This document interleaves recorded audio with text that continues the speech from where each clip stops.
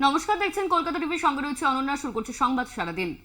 নির্বাচনের দিনক্ষণ ঘোষণার পরই লাগু হয়েছে আদর্শ নির্বাচন আচরণ বিধি। তবে তাতেই থোড়াই কেয়ার দিলীপ ঘোষের। বৃহস্পতিবার বর্ধমানে ভোট প্রচারের ফাঁকে ফের বেলাগাম দিলীপ ঘোষ। দাদাগিরি আমি এখনো শুরু করিনি, ওরা ঠুকঠাক করছে। যেদিন একটা ঘা মারবো না, কামারের ঘা দেখেনি, সিধে হয়ে যাবে সব।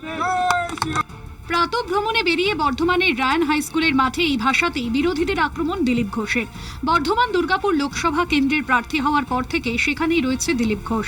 রায়ান হাই স্কুলের মাঠে প্রাতঃ ভ্রমণের পর রায়ান গ্রামের চৌমাথা মোড়ে দলীয় কর্মীদের সঙ্গে চাপে চর্চা করেন দিলীপ ঘোষ।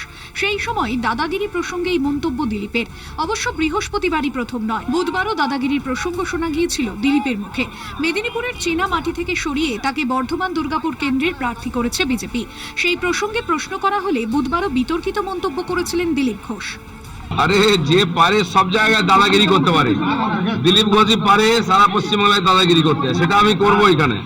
ওরা ঠিক করুক, কি করবে, কে পালিয়েছে কে গেছে। উনি কেন পালিয়ে এসছেন? কোথায় কোথা থেকে পালিয়েছে? যতদিন পদ্ম ফুল ছিল জিতেছে, তারপরে গোহারা আছে। ভোটে পরাজয় নিশ্চিত জানেন দিলীপ, তাই বিতর্কিত মন্তব্য করে খবরে থাকার প্রয়াস দাবি তৃণমূলের। প্রত্যেকদিন কোনো অশালীন কথা, কোনোদিন কুকথা, কোনোদিন আমি মাস্তান, আমি গুন্ডা। আজকে বলছেন আমার দাদাগিরি দেখেনি, মারবো, এই করব। এই যে সমস্ত ভোটের সঙ্গে কানেকশন নেই, কিন্তু এইসব কথা বলে তিনি মিডিয়ায় ভেসে থাকতে চাইছেন। আর উল্টো দিকে নিজের পার্টির মধ্যে তাকে কেউ পাত্তা দিচ্ছে না। এটা আপনারাও দেখছেন, কোনো মিটিং এ তাকে ডাকা হয় না। মোদির মিটিং, অমিত শাহর মিটিং, কোনো মিটিং এ ডাকা হয় না। শুভেন্দু অধিকারী পাত্তা দেন না, সুকান্ত মজুমদার পাত্তা দেন না। পার্টির এক কোণে ফেলেছে এবং এরপরে মাঠের থেকে বার করে দেবে। সুতরাং দিলীপ ঘোষের বক্তব্যের কোনো গুরুত্ব নেই। ভোটের বাজার গরম করতে বিরোধীদের বিতর্কিত মন্তব্যের জেরে নির্বাচন কমিশনে যাওয়ার কথা বুধবারই জানিয়েছিলেন চন্দ্রিমা ভট্টাচার্য।